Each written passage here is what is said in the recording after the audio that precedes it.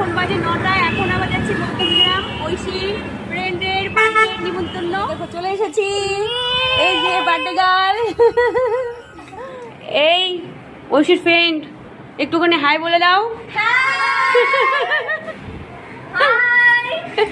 এটা হচ্ছে birthday girl Sneha, আর এই হচ্ছে স্নেহার মা, আমার ঐশীর ফ্রেন্ডের মা।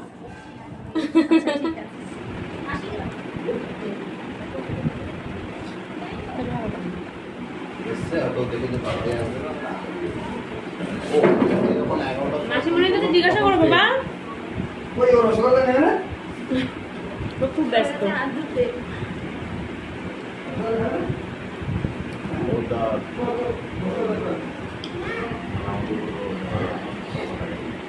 খুব ব্যস্ত মানুষ। খাওয়া হয়ে গেছে, চলে গেছে।